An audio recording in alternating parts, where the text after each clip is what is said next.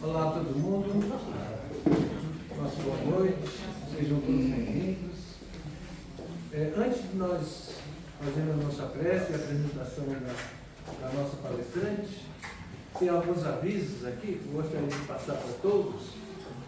Em primeiro lugar, sobre o nosso chá beneficente, né? Que vai ocorrer lá na Casa de Portugal, Santo André. A data está ali, né? Que é dia 19, 10. E a gente conta com a presença de todos, né? Vai ser um domingo, uma tarde de domingo muito especial. E essa atividade, né, esse evento, vai reverter para a nossa casa, né? Um custo que a gente possa manter a nossa casa funcionando adequado, né? Com todas as necessidades superadas. Então a gente conta com todos vocês. Ali na parede nós temos uma relação de prendas. Se alguém puder doar alguma das prendas para a gente, né, ela vai ser revertida para o nosso bingo. É uma das atividades do nosso chá. Tem também a tarefa que a gente faz todos os anos, é uma tradição, sacolinha de Natal, né, para as crianças, aqui da comunidade aqui próximo. E a Ivanil é uma responsável. Então, se alguém desejar participar, apadrinhar uma criança, fala com a Ivanil. Eu não sei, já está pronto? Já? Já. Então, procurem a Ivanil. Vai nos ajudar muito nessa tarefa, que já é uma tradição para a nossa casa. Então, vamos fazer a apresentação da nossa palestrante da noite. É uma pessoa que eu pessoalmente conheço desde criança, desde pequeno, e a gente fica muito feliz, né, de ver o crescimento da pessoa, tanto profissional como pessoa, e espiritualmente ela é uma pessoa que conhece, é da família espírita. Então a doutora Renata, com certeza o tema da noite vai ampliar nossos conhecimentos, vai nos trazer algumas informações muito importantes para a nossa saúde, tanto física como mental, né? E espiritual também, tem muito a ver. Então, a Renata, a nossa vibração primeira é para ela. Que assim seja. Com certeza já está inspirada pelos amigos espirituais. E esse tema vai calar no nosso coração, vai nos ajudar, vai ampliar o nosso conhecimento. Então, nossa boa vibração para a nossa palestrante da noite.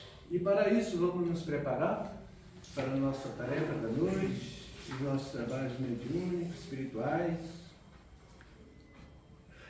Convido a todos nessa suavidade que nos envolve, e nesse ambiente salutar que é preparado pelos amigos espirituais, com as bênçãos do nosso Divino Mestre, com as bênçãos do nosso Pai Criador de amor infinito, que nesse instante, cada um de nós, permitindo que nossos corações se conectem com o plano espiritual, e de lá possa chegar a energia, o fluido salutar, que nos envolve, que nos traz a paz, que nos dá a certeza que Deus vela por cada um de nós.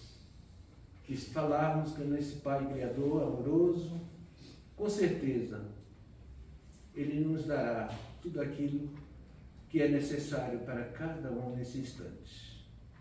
E com a prece de Pai Nosso, com alegria, com muita fé no nosso coração, com muito amor, damos por iniciado os trabalhos dessa noite. Pai Nosso que estás no céu, santificado seja o vosso nome. Venha a nós o vosso reino, seja feita a vossa vontade, assim na terra como no céu. O pão nosso de Cada dia nos dai hoje, perdoai as nossas ofensas, assim como nós perdoamos a quem nos tem ofendido. E não nos deixeis cair em tentação, mas livrai-nos de todo mal. Que assim seja. Paz e luz para todos nós. Vamos ficar com a Renata? Seja bem-vindo, Renata. Obrigada. Boa noite a todos.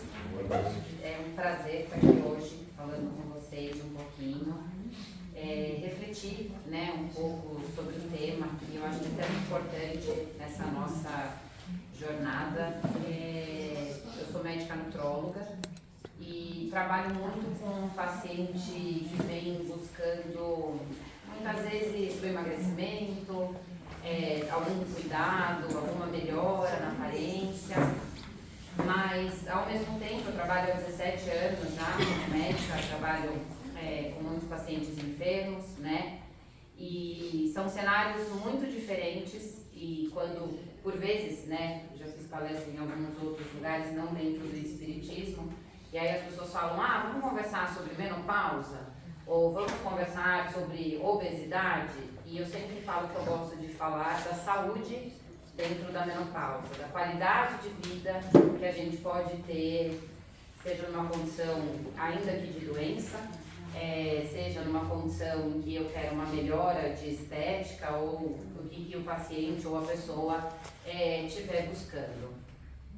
Então, eu gosto muito de falar sobre qualidade de vida, eu gosto muito de falar sobre escolhas. E quando a gente pensa em saúde, não é só a questão do alimento, né, dentro da minha área. São vários fatores que vão interferir, que vão influenciar a qualidade de vida que a gente vai ter, né? Então, a gente pensa no sono, a quantidade de horas que eu durmo, o tipo de alimento que eu como, com que frequência eu como. Mas eu acho que o mais importante é a gente entender e fazer sentido aquilo que a gente está fazendo. E aí, quando eu penso em saúde, o que a gente pode dizer que é saúde? Quem sabe me explicar o que é a saúde? Bem-estar. Algo mais. Se a gente pegar a descrição segundo a OMS, que é a Organização Mundial de Saúde, saúde não é apenas a ausência da doença, mas é um estado completo de bem-estar físico, mental e social. Mas se a gente pensar do ponto de vista espiritual, a gente pode ampliar isso ainda mais. A saúde também é o equilíbrio espiritual, é estar em harmonia com as leis divinas. E aí veja, a gente não está falando de religião, né? A gente não está falando de determinada religião, a gente está falando da crença, da fé, e o quanto que isso pode influenciar e trazer qualidade de vida, né? Outro dia os meus filhos estavam brincando, daqui a pouco vão estar aqui, e é engraçado que assim, né, curioso, eu diria, em algumas situações, quando a gente passa por algum aperto, ou quando a gente tem um diagnóstico de alguma doença, a gente rapidamente se apega à fé, né? Então a gente reza, ou ele estava ali brincando numa situação que ele tinha que fazer alguma coisa, ele começou a fazer o sinal da cruz, assim, rapaz, né? Da onde que... Então, no momento em que nós nos afligimos, a gente rapidamente se agarra à fé. É instintivo, né? Igual quando você pega um animal, você pega uma mãe, eu sempre falo isso para os meus pacientes. Você tem um nenenzinho pequeno, naturalmente você coloca ele para dormir num determinado horário, você dá banho, você não precisa marcar no relógio, você sabe aquilo que é importante, o organismo pede. E eu acho que vai além do organismo, né? Existem certos hábitos e rotinas que uma mãe tem que, por exemplo, independe da cultura, independe do conhecimento técnico ou científico que ela tem. Então, desde uma mãe analfabeta que mora em determinado lugar, ela sabe que se está frio, ela coloca o corpinho da criança junto ao corpo dela, ela amamenta o seu filho, né? Então, vem de outras, né, de outras experiências e naturalmente a gente sabe aquilo que é melhor para a gente fazer para o nosso filho ou de quem a gente está cuidando. Só que com o passar dos anos, a gente vai desapegando desse cuidado com a gente mesmo. E às vezes num momento de doença ou em uma situação um pouco mais preocupante, a gente novamente se agarra à fé, né? Porque de fato a gente sabe que a fé traz luz, né? Para esse momento de escuridão que a gente está passando, por esse momento de dificuldade, e as coisas funcionam, né? Quantas vezes pega alguém mais velho, independente de religião, independente da crença, reza, filha, reza que dá certo, e a gente percebe que de fato dá. né? A gente consegue se acalmar, a gente consegue ter mais controle ali da ansiedade, da frequência cardíaca, da respiração. E muitas vezes, vou fazer uma prova, vou fazer alguma coisa, esse desempenho realmente melhora. Então, já dizia, né, Emmanuel, por Chico Xavier, a verdadeira cura começa na alma. A fé segundo o Espiritismo. No capítulo 19 do Evangelho segundo o Espiritismo, Allan Kardec nos apresenta a fé como sendo a mãe da esperança e da caridade. Ele diferencia 2 tipos de fé: a fé cega, sem raciocínio, que aceita tudo sem questionar, e a fé racionada, que é aquela fé que se baseia no entendimento, na lógica e no conhecimento espiritual. A fé inabalável é somente aquela que pode encarar a razão face a face em todas as épocas da humanidade. E essa fé racionada é o que nos fortalece diante das provas, das doenças e das dificuldades que a gente passa pela vida. Quando a gente pensa na doença dentro do contexto espírita, né, a gente aprende que a doença não é um castigo. Muitas vezes ele é um instrumento de aprendizado, de depuração e progresso espiritual, né? Muitas vezes a gente está passando por certas provações em que a gente de fato revê o comportamento que a gente tem com outra pessoa, né? A gente começa a se questionar se de fato a conduta que a gente tem para com outra é uma conduta adequada e se isso não está interferindo no que está acontecendo. E tá, né?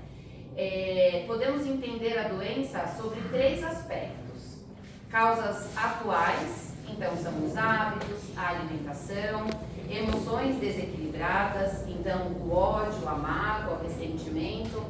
Quantas vezes no consultório, atendendo o meu paciente, né, a gente escuta do paciente ou por vezes fala para o paciente, olha, né, não pode se estressar tanto, não pode se preocupar tanto. Como não?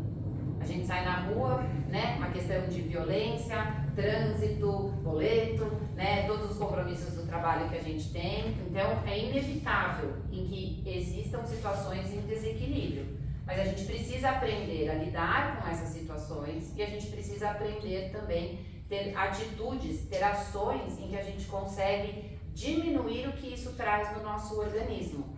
Que é o que todo mundo sempre fala, né? É o que inflama, é o que deixa a gente nervoso. Então, muitas vezes eu não vou poder evitar uma situação de um motoqueiro que passa dirigindo, mas eu posso chegar num lugar e fazer uma prece, né, tomar uma água com mais calma, fazer uma alimentação de uma forma mais equilibrada, sair das telas, né, conversar ali no jantar com a minha família sobre como foi meu dia, e essa troca é muito importante. As missões. Algumas enfermidades vêm com o propósito de ajudar o nosso desenvolvimento e o desenvolvimento de quem está ao nosso redor. E causas anteriores, débitos de vidas passadas e por vezes escolhas equivocadas. E que a gente precisa aprender porque não aprendemos no momento devido, né? A dor é uma bênção que Deus envia aos seus eleitos. A cura, ela é um milagre ou é um processo? No Espiritismo, a gente não acredita no milagre no sentido sobrenatural. Toda cura, ela tem uma explicação natural, ainda que muitas vezes ela não seja compreendida. A cura, ela pode se dar de diferentes formas. A cura física, quando há restabelecimento do corpo. A cura espiritual ou emocional, quando há libertação de mágoas, de medos e de culpas. E a cura moral, quando o espírito se renova em valores e atitudes. A verdadeira cura vem com a reforma íntima. O papel do espiritismo na cura, né? O espiritismo oferece diversos recursos terapêuticos que não substituem os tratamentos médicos, né? Então, a gente não pode também nos dar essa responsabilidade, nem o médico, nem dentro do espiritismo, que somos capazes. Porque muitas das vezes, e o que a gente está vendo aqui, são vários fatores que levaram essa pessoa a ficar enfermo, a adoecer. Então, também não adianta a gente acreditar que uma única ação vai resolver aquilo. Então, são vários fatores associados que vão trazer a cura para essa pessoa. O Espiritismo oferece vários recursos terapêuticos que não substituem os tratamentos médicos, mas que os complementam. Evangelho no lar, palestras, passe espiritual, água fluidificada, atendimento fraterno, oração, meditação, caridade como ferramenta de cura interior, né? Quando a gente faz o bem, a gente está fazendo o bem para a gente mesmo, né? Existe uma troca de energia, existe uma troca de conhecimento, uma troca de aprendizado. Eu falo muito com os meus alunos de pós-graduação, assim, não tem um paciente que não tenha me ensinado algo, né? É muito difícil você falar, eu tive um paciente, eu fiz um acompanhamento que passou por uma doença, que passou por uma situação e que de alguma forma ele não agregou algo na sua vida. Mesmo que seja algo que a gente não queira repetir ou não queira fazer, mas de alguma forma, né, e com a visão que você tem, obviamente, a gente sempre tem um aprendizado e a gente sempre se torna uma pessoa melhor. Claro que isso tem que ser uma escolha, né? Então, mesmo situações desagradáveis que você passe com a pessoa, você pode tirar aquilo de uma lição para você e, de fato, mudar a sua postura para que isso não aconteça novamente. Há muitos exemplos nos evangelhos em que Jesus disse: "A tua fé te curou". Isso nos mostra que a fé age como força mobilizadora, abrindo o campo vibratório para que o bem possa agir. Mas a fé não é só acreditar, é confiar, persistir e agir com esperança e resignação. Porque a partir do momento que também passamos por uma situação e que temos esse aprendizado, nós precisamos continuar evoluindo e melhorando, né, nas relações interpessoais, na relação com o nosso organismo, né? Então, quantas vezes a gente sabe que determinado tipo de hábito faz mal e a gente, por vezes, continua mantendo aquele hábito, né? Eu fiquei doente, agora eu estou melhor, então eu posso voltar a comer determinada coisa, eu posso fumar, ou eu posso... Não, né? Se houve uma chance, eu preciso rever aquilo que eu estou fazendo. No Espiritismo, aprendemos que o pensamento é uma força criadora. A fé pode ser uma forma elevada de pensamento. Já li isso aqui, né?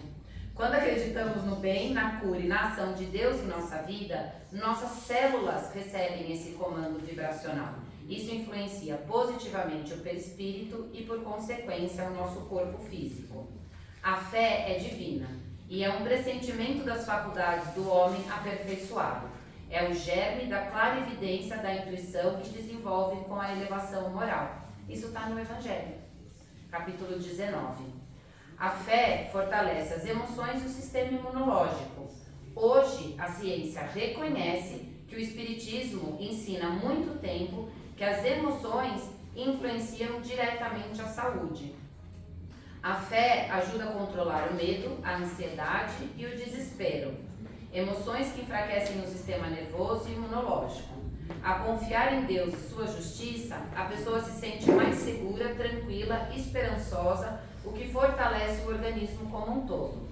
A saúde do corpo depende, em grande parte, da saúde da alma. André Luiz, no livro Domínios da Mediunidade. A fé, ela também tem uma ação na cura interior. A fé verdadeira não é passiva. Ela inspira ação, mudança e reforma íntima. Quando a pessoa decide melhorar seus pensamentos, perdoar, abandonar vícios, cultivar a gratidão e a compaixão, ela começa um processo de autocura profunda. Isso limpa o perispírito de cargas negativas e o corpo físico sente os reflexos dessa limpeza. A cura real é aquela que começa na alma. A fé abre a alma para receber assistência espiritual. Durante o passe, a prece ou mesmo na vida diária, quem tem fé sincera está em sintonia com os bons espíritos. Ajudam no reequilíbrio fluídico, inspiram pensamentos saudáveis e colaboram no processo da cura. A prece é uma invocação, por ela, o homem entra, pelo pensamento, em comunicação com os seres que a dirigem. Livro dos Espíritas. Então, a fé, ela prepara, né, o corpo para aceitar o tratamento divino. Então, aquilo que a gente conversou, eu diminuo, né, essa inflamação, eu diminuo esse estresse do meu organismo pela própria capacidade da prece. Então, eu faço uma prece, eu converso com Deus, né, eu abro os caminhos para que isso melhore e, de fato, a gente tem uma melhora do sistema imunológico e isso a gente consegue comprovar cientificamente, né? E mais uma vez, a gente está falando de fé, independente de qual é a crença da pessoa, né? Às vezes, a cura que pedimos não é o que o espírito precisa. A fé ajuda a aceitar a vontade de Deus, sem revolta, sem desânimo. Isso nos liberta do sofrimento mental e abre espaço para uma cura por dentro, mesmo que o corpo ainda enfrente limites. A dor é uma bênção que Deus envia aos seus eleitos e se suportam resignadamente é porque já estão no caminho da cura espiritual. E aí a gente entende que a reforma íntima, ela é o tratamento espiritual associado ao tratamento que o paciente vai dar seguimento, né? Muitas vezes nós queremos a cura sem querer mudar, mas a cura profunda, ela vai acontecer quando perdoamos, quando deixamos o orgulho de lado, superamos a revolta e aprendemos a amar. Lembra, né, que o aprendizado, ele não é só do enfermo, ele é de quem está ali junto com ele, né? A maior dor é a dor que eu sinto. Eu não tenho a capacidade de sentir a dor do outro, mas eu tenho a capacidade de me compadecer com a dor do outro, né? E a gente precisa mudar. Eu falo muito isso, já falei, né, assim, tanto para paciente quanto para os alunos, mesmo estudantes de medicina, quem passa. Eu tinha um professor na faculdade, ele falava isso, né? Não existe um bom médico se ele não é um bom homem. Quando você entra, né, num hospital, você entra num leito e tem um paciente, e seja o paciente está sujo, o paciente vomitou, não trocaram uma fralda no horário, ou aconteceu alguma coisa, ou se o paciente está com dor, e se a pessoa minimamente não se incomoda com aquilo, para mim essa pessoa está no lugar errado. Porque é exatamente isso, né? Como que você quer trabalhar na área da saúde, como que você está disposto a ajudar o outro, se minimamente você não se compadece da dor do outro. E não necessariamente a dor física, mas esse incômodo, né? Essa dor da alma. Eu tinha um professor na faculdade também, que era uma pessoa incrível, e eu me lembro que ele falava muito, e hoje a gente sofre muito isso, né? Ele falava, ouça o seu paciente. Se o paciente falar, me ajuda que eu vou morrer, corre. E eu vivia já algumas vezes essa situação, do paciente olhar e falar e você de fato perdeu o paciente, né? Lógico que a gente tenta fazer tudo o que é possível, mas é exatamente isso, né? Quando a gente acaba encontrando e eu acabo convivendo com muitos pacientes em fim de vida, né? Esse paciente ele traz muito aprendizado. Né? Essa questão de que o quanto ele valorizou de determinadas coisas e hoje não tem a menor importância, e ele não valorizou não por ganância ou por outra coisa, mas às vezes pela própria rotina, pelo o quão atropelado a gente é com a rotina de hoje, mas um abraço no filho, uma brincadeira de bola, ou ter conversado um pouco mais com o irmão antes de ter saído de casa, são as pequenas coisas do dia.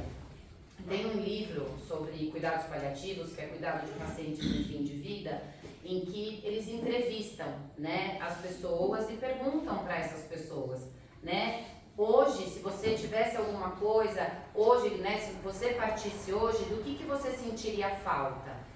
E são coisas tão simples como, sentar com a minha mãe e tomar um chá à tarde. Eu sentiria falta de desembaraçar o cabelo da minha filha. E quando a gente faz isso no dia a dia, a gente não dá, por vezes, um determinado valor dessas coisas, né? E aí, como eu disse no começo, ao mesmo tempo, quando a gente fica doente, a gente retoma essa fé, né? Então, é lógico que a gente está em cenários completamente diferentes, né? Também não posso abrir mão de tudo e só vou viver, né, com as pessoas, aproveitando o máximo do como se eu não tivesse responsabilidades.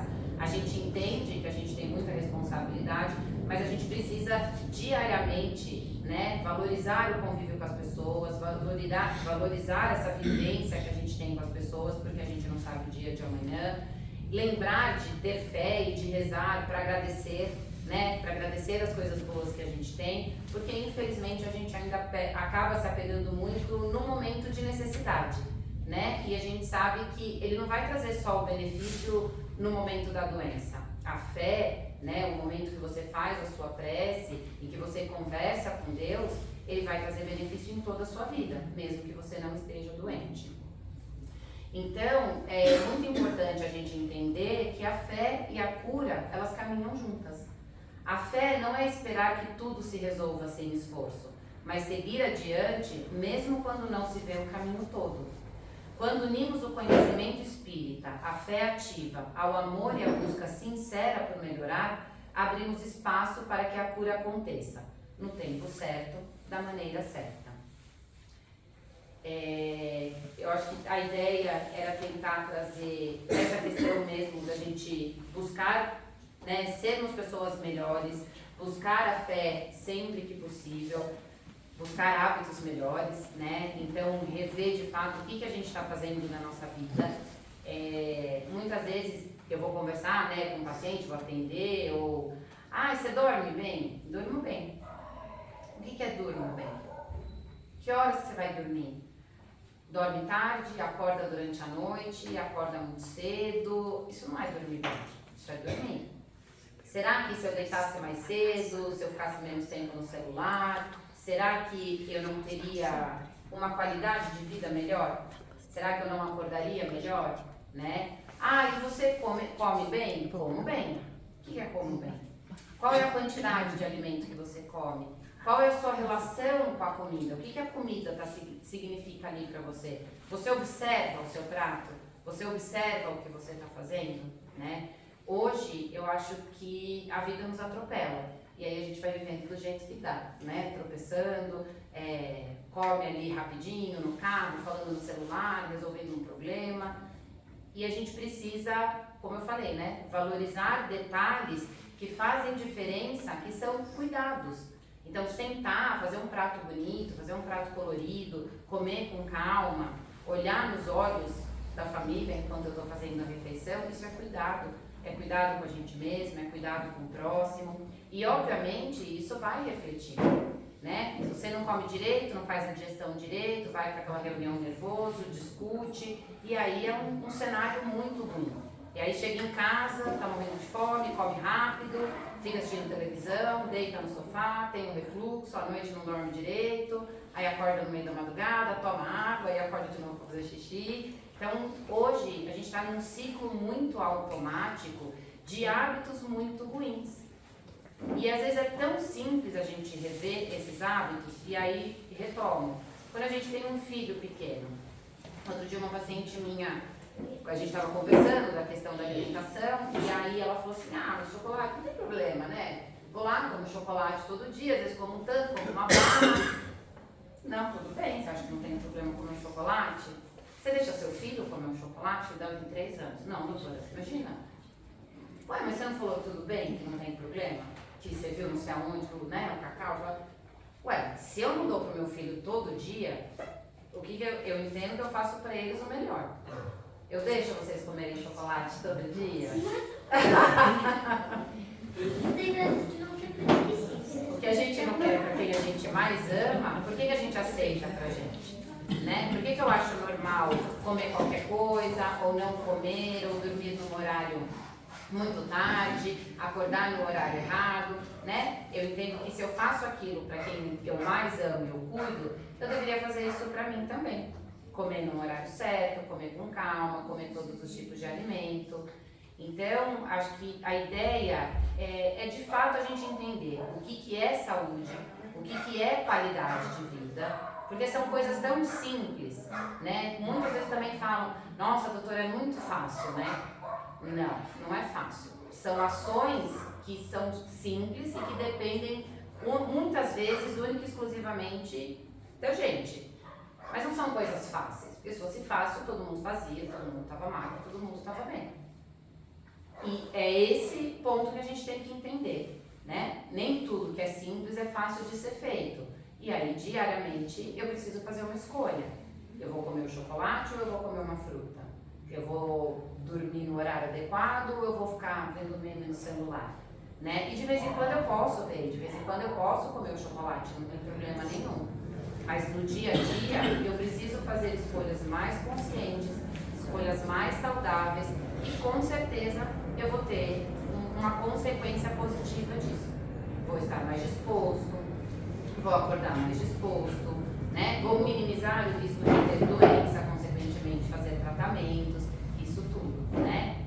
E lembrar, né, em meio a isso tudo, como eu falei, a fé ela não está ligada só à cura, a fé ela está ligada à qualidade de vida, né? Muitas vezes a gente sugere isso mesmo para o paciente, se apega à sua fé, vai na igreja, vai no centro, vai rezar, porque é uma energia boa, é algo que você está trazendo que faz bem para o seu corpo. Então é muito importante que isso seja um hábito e não só no momento em que a gente de fato precisa de um socorro.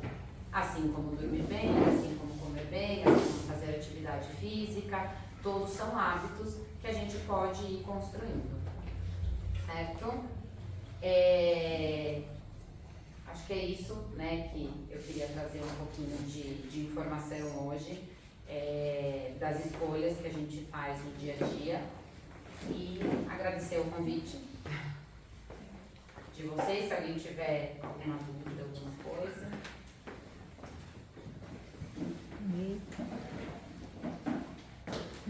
Ninguém vai perguntar nada. Não? Pergunta pra você. Aproveita para fazer pergunta. Depois você pergunta. Sobre a trabalho dela, eu vou lá na minha casa. Eu vou lá em casa. Pode perguntar. Pergunta em casa. Pode. Mãe, como que você trabalha? Como foi seu trabalho? Meu trabalho foi tudo bem hoje, foi tranquilo. A escola foi tudo bem? O seu também? Aí tinha que levar uma pedra pra escola e eu me trouxe pra achar uma pedra. A gente pega. Eu já achei uma pedra. Já achou? Já, mas Tá bom. sim. É assim, mas de bolinha. Pode perguntar. Fazer um comentário.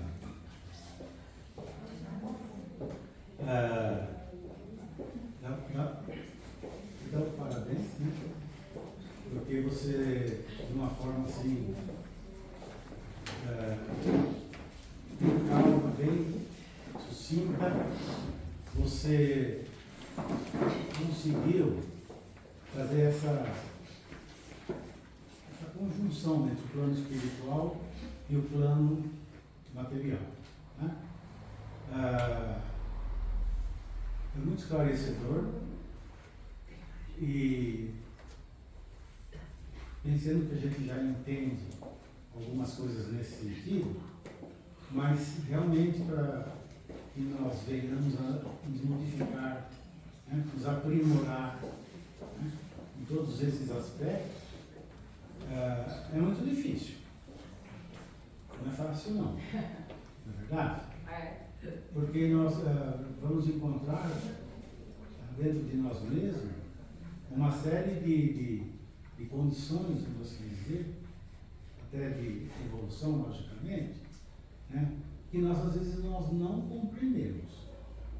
Nós podemos às vezes até saber, né, estar informado, mas nós aplicarmos isso para nós é muito difícil. Não, e eu brinco que é uma batalha injusta, né? Às vezes o paciente fala assim, mas fala que se fizer atividade física, você tem a mesma sensação de prazer, libera endorfina, que comer um chocolate, por exemplo. Mas chocolate, ali, 2, 3 segundos que você comeu, você já sente. Atividade física, você precisa fazer 45 minutos até você conseguir ter a sensação de prazer. E infelizmente, quando a gente pensa em produto industrializado, existe uma manipulação para que de fato, por isso que eles têm tanto açúcar, tem tanta gordura, para que de fato, quando você consome, você tenha essa sensação de prazer. Então é isso, né? Você chega em casa, você está cansado, o dia foi foi difícil, eu vou comer um chocolatinho que é uma delícia, eu vou fazer 45 minutos de esteira para depois me sentir bem. Então, obviamente que muitas vezes a gente acaba optando por aquilo que é mais palatável e que dá a sensação de prazer. E vicia mesmo, né? Que é a mesma, a gente libera dopamina quando come açúcar, doce, o carboidrato, que, né, a gente fala assim, o pó branco. E de fato, ele tem o mesmo ação dentro do nosso organismo. Então, de fato, vicia. Não que você vicia naquilo, mas na sensação que o alimento te dá, de prazer, de conforto, né? Então, assim, ninguém tá lá no trabalho vendendo um sanduíche, é sempre uma trufa, um cone de chocolate, e aí o acesso é muito mais fácil, né? E aí você tem aquele momento ali em que você tem um acalanto ali, né, do alimento que você está consumindo ali do lado de uma forma muito fácil. Por isso que, muitas vezes, quando a gente pensa em processo de emagrecimento ou de muitos tratamentos, a pessoa precisa fazer acompanhamento psicológico e, por vezes, psiquiátrico. E a gente entra com medicação para controlar essa sensação. Porque, de fato, né, é muito mais fácil você consumir alguma coisa e te dar aquela sensação de prazer do que, às vezes, toda essa mudança que tem que fazer na rotina. A gente tem muita dificuldade, por exemplo, com um profissional da saúde, ou um também que é um horário muito ruim, é comissário de bordo e piloto. São horários muito diferentes da cronobiologia, né? Dessa relação entre sono e vigília. A pessoa ela acorda no meio da madrugada, faz um voo, chega de madrugada, dorme, e é a mesma coisa do trabalhador noturno, né? Ele tem que trabalhar no horário que todo mundo está dormindo, tem que dormir no horário que está acordado, mas ao mesmo tempo tem que resolver as coisas no horário comercial. Aí você fala, você precisa dormir 8 horas, mas eu não tenho 8 horas no meu dia que eu consigo dormir. E dormir 8 horas de dia não é a mesma coisa que dormir 8 horas à noite. E aí é a mesma coisa, né? Aí é difícil falar, não, eu vou sair, vou colocar uma roupa de ginástica, vou fazer uma atividade física. Ah, tá bom, vou no parque caminhar, hoje eu começo. Aí parece que tem.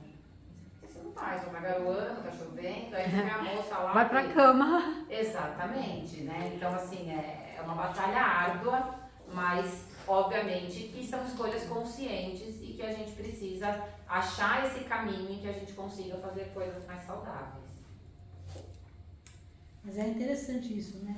Eu, por muito tempo, fui orientada por profissionais que eu deveria ficar atenta à minha saúde, que eu tinha que tomar alguns cuidados, que eu tinha que fazer uma alimentação mais regrada, e nunca dei ouvido. Achei que, ok, tomo remédio, melhora e tá ótimo, né? E agora a bomba explodiu, né? Agora eu realmente estou com um problema muito grave, estou realmente passando com uma nutricionista, estou tendo realmente que comer de uma maneira muito regrada, tive que abrir mão de tudo que eu mais gostava.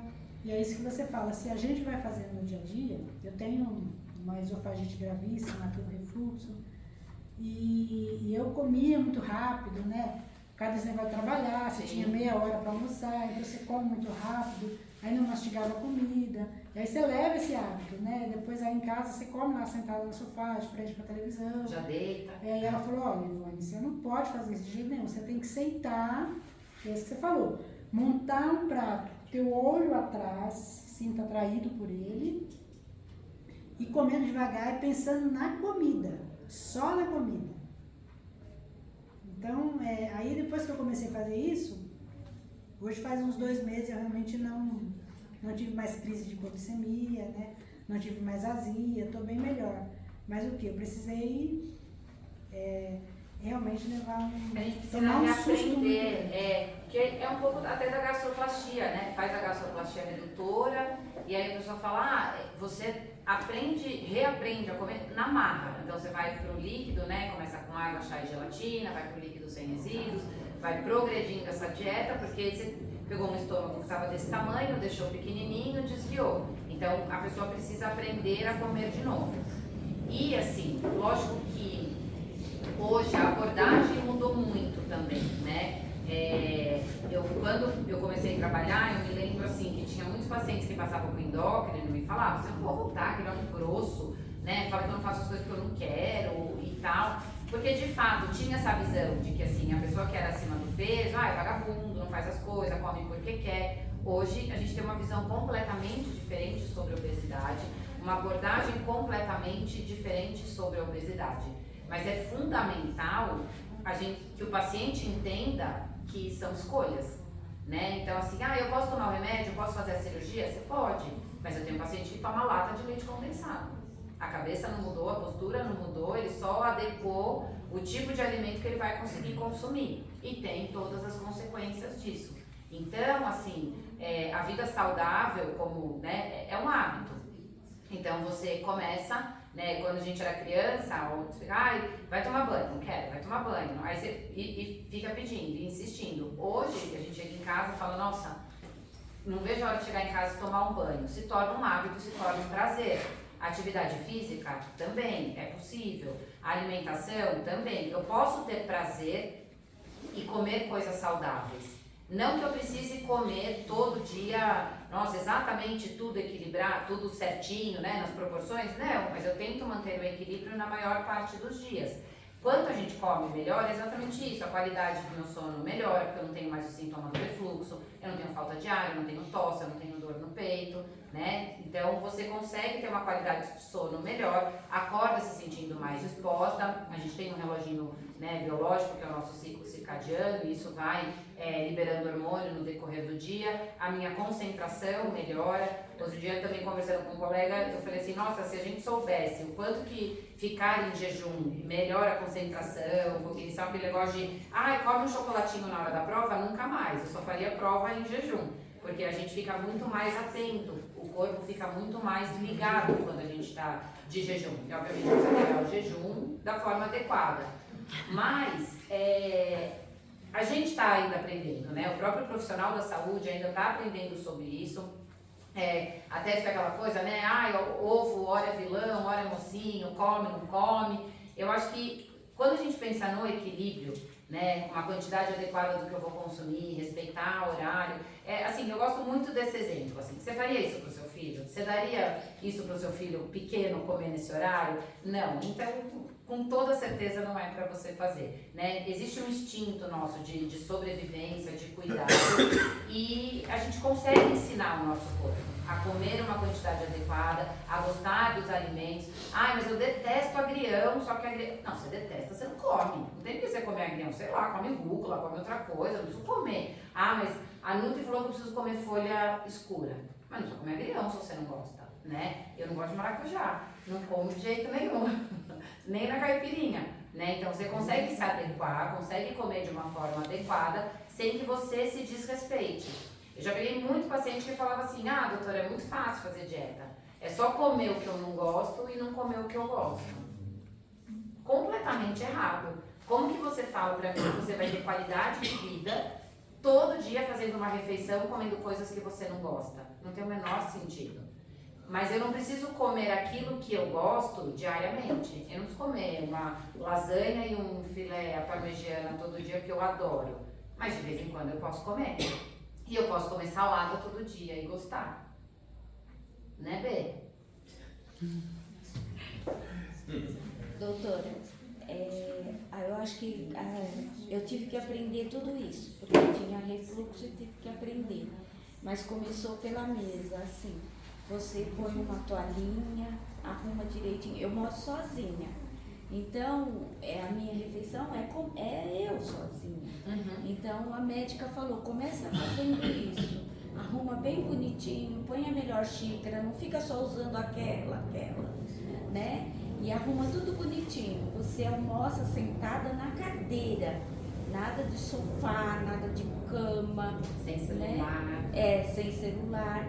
E então demorou, porque a gente, para criar tudo isso, demora. Mas eu consegui. Meu café da manhã, eu ponho a minha toalhinha, ponho tudo bonitinho, tomo o meu café. Na hora do almoço eu cozinho a minha comida. Não que eu não coma fora, eu como. Mas a maioria das vezes eu faço a minha comida.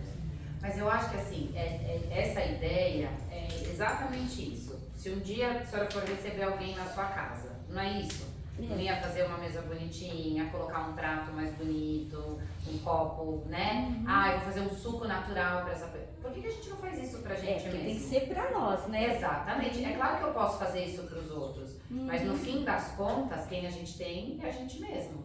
E aí eu não cuido da única pessoa que, né, eu tenho total poder de decisão, é exatamente isso. E é o que eu falei, lógico, todo mundo chega cansado, todo mundo tem um dia ruim, todo mundo tem um amigo que vende trufa, né, ali do lado para você comprar, mas a gente precisa se policiar Morango e do fazer amor. escolhas. Morango do amor. Essa aqui. Mas melhorou bastante o refluxo. Porque o comer é um prazer, e o prazer começa pelos olhos. Então, claro, eu tenho uma comida lá, requentada, tudo que eu coloquei lá no prato, né? Eu faço um prato bonitinho, um prato colorido. Vem mudando essa cultura. Na escola muda isso hoje, eles já trabalham essa questão da escola, e às vezes a gente está jantando, eles falam, mãe, o meu prato é mais colorido que o dele, né? E eles já têm esse entendimento que quanto mais colorido, mais vitaminas, mais minerais, né, diferente. Às vezes eles falam, mãe, tal coisa é proteína, mas eu percebo que já é um discurso também que vem da própria escola, né? Que é importante você entender o que você está fazendo. Se eu faço algo que não faz sentido, a chance de abandonar isso é muito grande, né? Lógico que existem várias estratégias. Eu tenho uma paciente, o marido faleceu, tudo, ela está super deprimida, e aí foi conversando com ela, eu falei, qual que é a sua dificuldade? Aí ela contou que quando ela era mais nova, tinha muita questão da privação de comida em casa, por questão financeira mesmo, e que hoje, assim, ela tem muita dificuldade de olhar o prato e por pouca, assim, ela tem a necessidade dessa fartura no prato. Eu falei, você precisa do prato cheio? Ela falou, Eu falei, não tem problema, você vai comer um prato de sobremesa. Oi? Eu falei, você vai comer um prato de sobremesa, você vai pôr um prato cheio, só que de sobremesa. E ela vem perdendo peso e ela tá super feliz. Porque ela realmente... Então, assim, antes as pessoas achavam que, sei lá, né? É safadeza, vai ser cara de pau. Mas não, existe uma questão de que quando ela era pequena, né? E pra ela é importante. Falei, não tem problema, nem que a gente coloque num pires. Mas a gente vai reduzir essa quantidade porque você tá comendo. E ela fala, assim, às vezes eu tô lá com os alunos, ela fala, a doutora falou pra eu comer um prato de sobremesa. E eu tô super perdendo peso. E tá mesmo, né?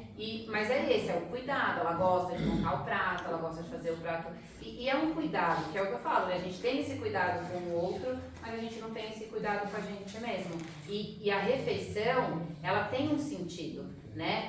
Eu vou sair passou na faculdade, ou a gente faz o quê? Festa, comida. Então, ela traz essa questão de ser acolhedora, do cuidado. Por exemplo, eu não, né, assim, geralmente os familiares de paciente oncológico têm muita dificuldade, porque faz a comida, né, tem todo aquele cuidado, e o paciente, só do preparo da comida, ele já sente nojo. E aí, às vezes, a pessoa vem e fala, doutor, eu faço de tudo, eu não sei mais o que fazer para ela comer. Mas você entende que o cheiro, tudo aquilo, mas é exatamente isso, porque ela faz o máximo do cuidado que ela poderia para o paciente. E parece que nunca está suficiente. E aí esse meu professor falava, porque o paciente, ele tem a dor da morte. E a dor da morte, a gente não consegue resolver. Então, a gente tem que compreender a situação da pessoa. E aí, não, então vamos lá, vamos mudar, a cozinha, deixa ele fora do lugar de onde você está cozinhando, e aí você traz. Então, hoje a gente tem muito mais essa preocupação de entender a rotina do paciente, de ver como que a gente consegue melhorar. Porque, obviamente, se fizer uma dieta com pouca caloria, né, limitar a refeição, todo mundo vai perder peso. Mas necessariamente eu vou ter qualidade de vida? Não. Então, eu gosto muito de entender o que tem valor para o meu paciente. Tá bom, é comer com prato cheio? Vamos diminuir o tamanho do prato. Não, para mim é importante comer lanche. Tá, mas vamos entender que você vai fazer o lanche na sua casa, que vai ser um comprado em algum fast food da vida? E a gente consegue fazer essa adequação. E aí, se faz sentido o que eu estou fazendo e me traz prazer, não tem justificativa de você não seguir aquilo. Hoje tem bolo, a hora que a gente terminar, E que é não pode. aniversário. Só parabéns. Aniversário do seu Antônio. Hoje é aniversário do seu Antônio.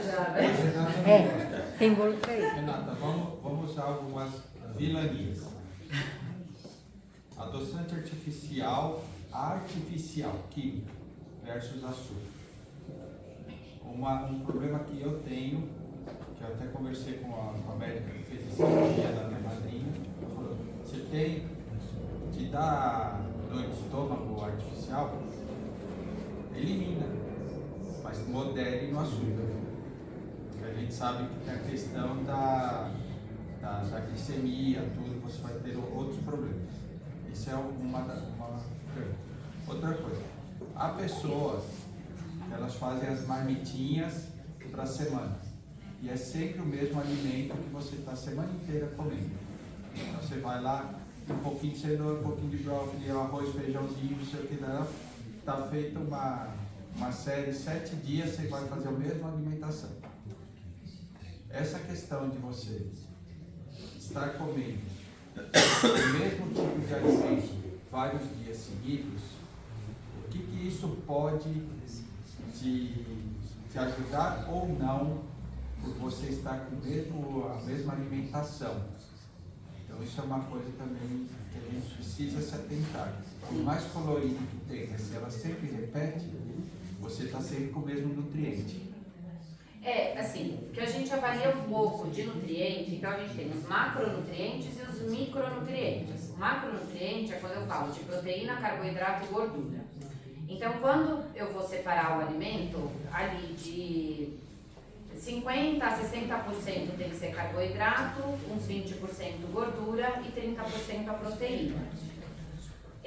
O que muda da proteína da vaca, ou da proteína do frango, ou do peixe? O que a gente fala é o valor biológico. Então, o peixe ele é mais saudável, ele vai ter menos gordura, ele tem uma absorção da proteína maior. Mas se eu comer 30 gramas de proteína de peixe, de vaca ou de frango, são 30 gramas de proteína. E aí eu vou pensar na formação de músculo. Quando eu penso no carboidrato, aí eu posso ter carboidrato simples ou carboidrato complexo. Qual que é a diferença? É a capacidade com que isso se torna, a rapidez com que isso vira açúcar simples dentro do meu corpo. Então, o açúcar complexo, ele vai aumentando aos poucos, consequentemente a insulina aos poucos, ele controla, faz um platô, eu fico satisfeito mais rápido. Do ponto de vista de quantidade de caloria, a mesma coisa.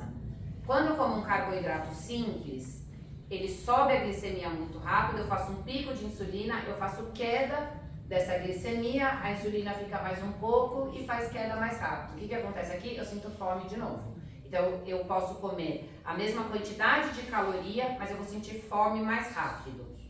E a gordura é o que vai modular muito da parte da inflamação do nosso organismo. O que muda muito é se é um alimento in natura ou se ele é um alimento industrializado. O industrializado, aí entra um pouco muito na questão do adoçante. Ele é um alimento que foi manipulado, né, e foi adicionado vários aditivos, e assim, quanto mais manipulado esse alimento, mais o meu corpo vai entender que isso é um corpo estranho. O que acontece quando o meu corpo acha que isso é um corpo estranho? Ele faz um processo inflamatório, ele quer combater esse alimento. E aí eu faço todo o processo de inflamação. Então, quanto mais industrializado, e aí é do adoçante, a gente fala do glúten, a gente fala do leite, e aí eu preciso entender, existe o leite, que é o que sai da vaca ali, e o leite, que é o líquido branco que está dentro do supermercado. O leite, não sei se vocês sabem, embaixo da caixinha dele aqui, ele tem uns quadradinhos coloridinhos. O que é aquilo? Quanto mais vezes ele foi retirado da prateleira, levado para a indústria, reprocessado, reenvasado e voltou, mais quadradinho embaixo tem. Então, o fato dele ter vencido não quer dizer que ele estragou. Eles levam, reprocessam e devolvem. Então, o que é inflamatório não é o leite em si, mas é o líquido branco que eles estão vendendo lá, que já foi muito mexido. E o glúten. Tudo que não é nosso, o nosso corpo ele vai fazer um processo inflamatório. E a gente precisa do processo inflamatório para a manutenção da vida. Mas eu não posso fazer excesso de inflamação. Por quê? Quando eu faço excesso de inflamação, é o momento em que eu deixo o meu metabolismo, todo mundo fala, preguiçoso. O meu metabolismo é preguiçoso. Não, eu que deixo ele preguiçoso. Dormindo mal, comendo muito produto industrializado. Quando eu falo do açúcar refinado, ele também é um alimento que foi extremamente processado. Então, se eu pensar de alimento industrializado, tanto o açúcar quanto o adoçante são ruins. Só que o adoçante, ele tem mais substâncias que têm um potencial inflamatório. E essa inflamação, assim, o que a gente considera que dá mais inflamação é quando já vai fazer uma inflamação em intestino. Que aí muita gente tem a disbiose, tem quadros de diarreia ou quadro de constipação, porque lá eu altero toda a absorção de todos os nutrientes e, consequentemente, todas as ligações que depois vai fazer todo o funcionamento do corpo. Não sei se vocês já ouviram falar, a gente fala eixo intestino-cérebro, eixo intestino-tireoide, porque tudo vai ser modulado no intestino e a partir dali que todo mundo vai sair de mãozinha e fazer o seu trabalho. Colocando produtos industrializados, eu mimetizo. O que é isso? Eu vou dar um exemplo. Por exemplo, um dia aconteceu isso. Você tá lá, né, no intestino, tava aquela bagunça. Então, como que serve para as enzimas, né, funcionar dentro do nosso organismo? Hormônios, eles fazem ligações químicas, que é como desce a mão mesmo. Então, por exemplo, outro dia a gente estava num hotel e aí tinha um senhor, estava meu pai de blusa amarela, uma bermuda preta, andando. E aí tinha um senhor calvo de blusa amarela, bermuda. O Felipinho olhou, foi lá e deu a mão para aquele senhor. Isso é mimetismo. Eu acho alguém que é mais ou menos parecido com o meu avô e eu dou a mão nele e levo ele embora. Quando a gente consome muita coisa e o intestino inflama, ele faz isso. Então o hormônio tiroidiano, em vez de se ligar no que ele deveria, ele se liga a um outro ligante e não faz a sua ação. Por isso que, de repente, aí a pessoa fica mais ansiosa, e isso, o produto industrializado, ele faz no geral, porque ele gera essa inflamação, ele gera essa confusão ali na hora dos ligantes se ligarem e fazer essa função. Então, glúten, o leite, ele piora esse processo. Quando eu penso em quantidade de caloria, uma vez que eu chego na necessidade calórica que eu preciso, é indiferente se eu estou tomando uma Coca Zero, se eu estou tomando água, se eu estou tomando um suco, se eu pensar só em perda de peso, necessidade calórica que eu preciso. Se eu pensar em necessidade de micronutrientes, quanto mais diversificada for a minha alimentação, e aí sim, mais rico vai ser. Se eu comer uma semana da mesma marmita, isso não é um problema, mas se a vida inteira eu comer determinados tipos de alimento, eu posso ter déficits nutricionais. Ou eu posso comer direito, mas eu sou vegano, eu não como nada de origem animal, eu vou ter déficit de vitamina B12, não tem como. Por quê? Porque a B12, ela se forma dentro da vaca e vai para a carne dela. A gente só consegue adquirir B12 quando eu como a carne de vaca. Mesmo o vegetariano tem a B12 muito baixa. Quem come pouca carne tem a B12 muito baixa. Ah, mas aí eu suplemento. Eu vou lá e forneço a B12 para o paciente, por exemplo. Então, obviamente que quanto mais colorido e maior diversidade, então eu como uma comida hoje e aí amanhã eu como outra fonte de proteína, outra carne, eu como outros tipos de legumes. A gente tem 23 tipos de aminoácidos essenciais, que é o que forma a proteína.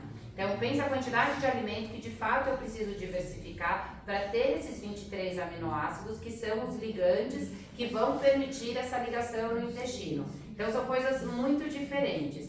Quando a gente fala de intestino, eu gosto muito de fazer uma analogia. Como que chama quando você chega no país? Na alfândega. Você chega lá na alfândega, então você vai passar lá com o seu carro na alfândega.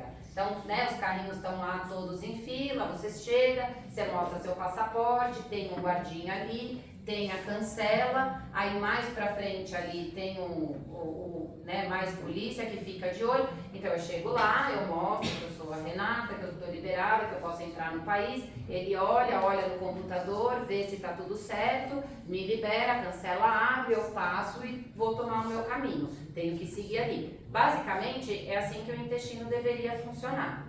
Quando eu vou consumindo alimento que inflama muito, o que pode inflamar? Mesmo essas proporções, eu como muito carboidrato e pouca proteína. É como se eu como muita quantidade de comida. Então eu tô lá, mas já tem um outro me empurrando. Aí vem o outro ali, que é furar fila, quer entrar também. Esse guardinha já não vai dar conta. O que vai acontecer? O guardinha de lá vai vir ajudar aqui.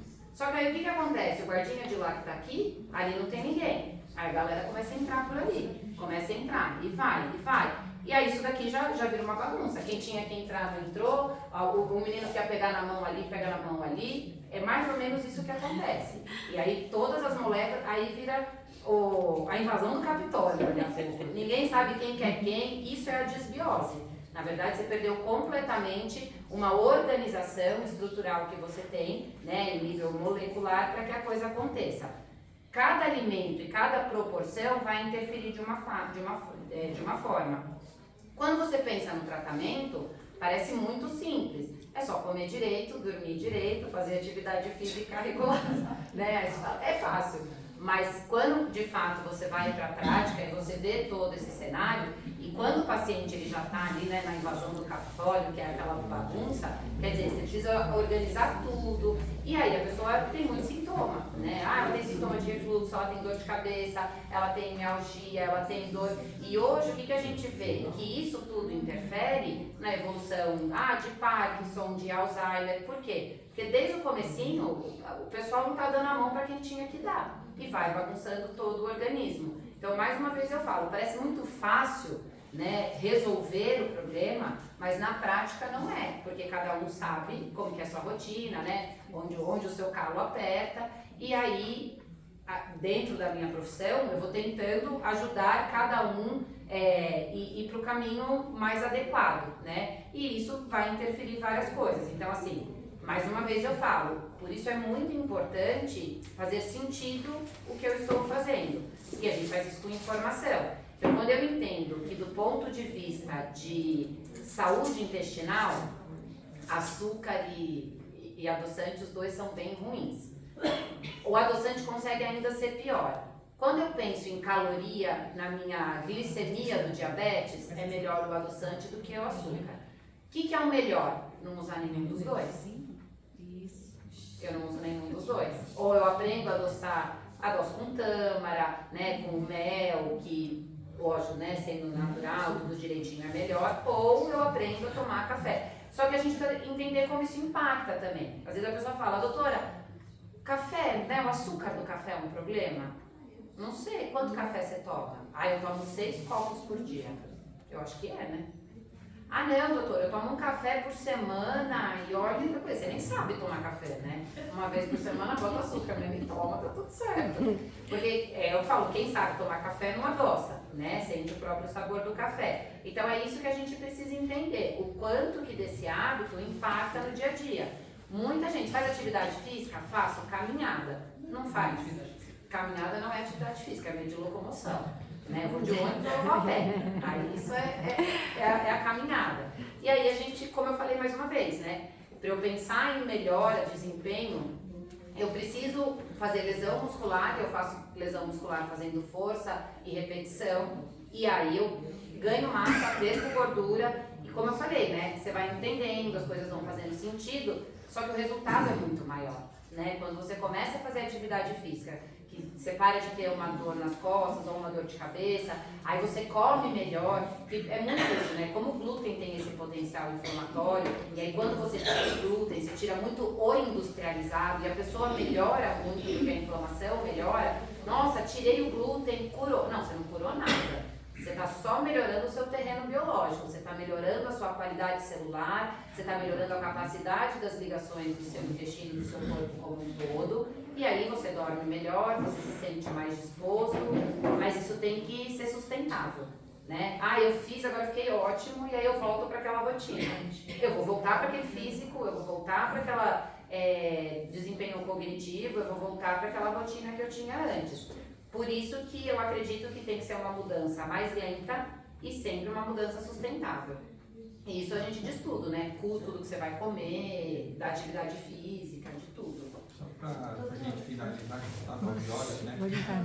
Então a questão, você falou de alimento simples e complexo, os carboidratos. Quais são os simples e os complexos? Para que a gente possa... Esse eu posso mandar uma, porque na verdade a gente tem o índice glicêmico do paciente, do alimento. Então, um alimento ele pode ser de alto índice glicêmico, baixo índice glicêmico ou moderado índice glicêmico. Alto índice glicêmico, batata. geralmente manga, essas frutas que são mais abacate, elas têm um índice glicêmico maior. As frutas que, melancia, geralmente é um índice glicêmico moderado. E aí morango, kiwi, elas têm um baixo índice glicêmico. Mas isso a gente tem para todos os alimentos. Isso eu tenho uma tabelinha e eu consigo te mandar depois, que é o índice glicêmico do alimento. Também tem. Oi? O arroz. O arroz branco é alto índice glicêmico, o arroz integral, dependendo da quantidade que ele tem, ele é moderado. Quando aquele que é 7 grãos, essas coisas, porque aí ele tem a fibra, que acaba baixando mais o índice glicêmico, aí ele é de baixo índice glicêmico.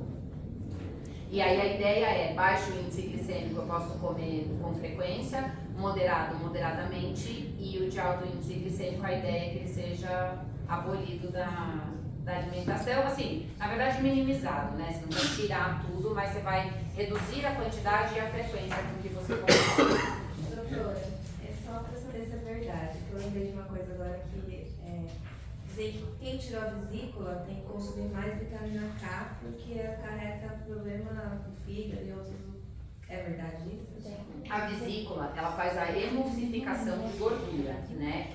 Então ela facilita a digestão, tudo relacionado à gordura. E aí, de fato, alguns pacientes, mas assim, depende do sintoma que o paciente tem. E aí a gente acaba dosando também. A gente não corrige empiricamente, não, tirou a vesícula, a gente corrige a vitamina. Se a gente vê que está tendo essa dificuldade da absorção da vitamina que é consumida no alimento, aí a gente suplementa, como qualquer outro, como vitamina D, como cálcio, como vitamina B12. Todas as vitaminas, elas são possíveis de serem suplementadas. Obrigada. Ou dormir depois de comer. Isso é um sinal bom, ruim? Péssimo. Dormir depois de comer. Quando a gente come, primeira coisa a gente precisa da gravidade. Aquela sonolência de 15 A sonolência é que assim, o nosso corpo, o corpo ele sempre vai focar em sobrevivência. Então, para tudo que a gente faz, o sistema circulatório, a nossa energia, ela sempre vai estar focada na manutenção dos órgãos vitais, que é cérebro, coração e rim. Esses são os 3. Se um desses 3 falhar, lamento. Mas essa é o foco do corpo. Quando a gente faz uma refeição, teoricamente, se eu como os macronutrientes de forma porcionada, se eu como na velocidade correta, se eu mastigo direito, tudo aquilo, a digestão ela vai terminar em 2 horas. Porque a digestão ela começa na boca. A gente já tem uma enzima que chama amilase, ela já começa a fazer a degradação de carboidrato já na boca. Eu terminei tudo em 2 horas. Por isso que eu não posso fazer atividade muito intensa, por isso que eu não posso nadar. Por quê? Porque naquele momento o meu corpo está focado em fazer a digestão. Entende? Quando eu penso em todo esse processo, que o meu intestino ele vai ser responsável por todos os ligantes neuronais, sensoriais, você entende que ele de fato precisa estar focado para que a digestão aconteça, para que tudo que a gente precisa seja absorvido. Então ele está focado para que isso aconteça no tempo correto e com a absorção adequada. E por isso que dá sonolência, porque aí ele não manda mais tanto sangue, tanto energia para o cérebro. E aí eu vou ter sono, vou ficar um pouco mais preguiçoso, vamos dizer assim. Terminada a digestão, eu consigo voltar ao que eu fazia antes.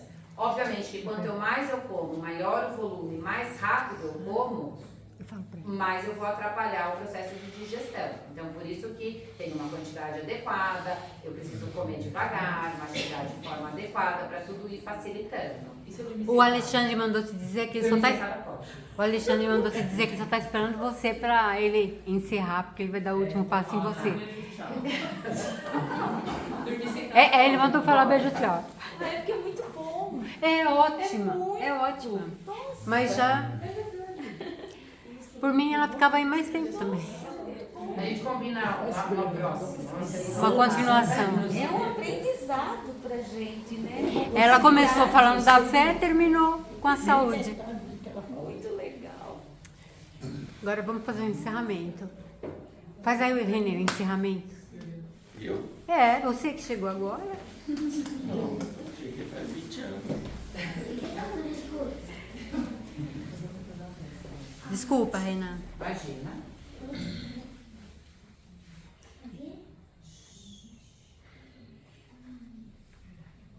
agradecer a brilhante palestra aí da Renata, realmente muito explicativa para nós, né? Somos leigos, né? Em alguns hábitos, mas conseguimos aqui, num curto espaço de tempo aí, adquirir bons conselhos, né? Vamos dizer dessa maneira. Que a gente possa daqui para frente ter hábitos melhores, não só alimentares, mas também na parte física, na parte dos pensamentos, bons pensamentos, e sempre mantendo a nossa fé intacta, né? Isso é o mais importante. Então, com o Pai Nosso, gostaria de encerrar a palestra dessa noite. Pai nosso que estais no céu, santificado seja o vosso nome. Venha a nós o vosso reino. Seja feita a vossa vontade, assim na terra como no céu. O pão nosso de cada dia nos dai hoje. Perdoai as nossas ofensas, assim como nós perdoamos a quem nos tem ofendido. E não nos deixeis cair em tentação, mas livrai-nos do mal.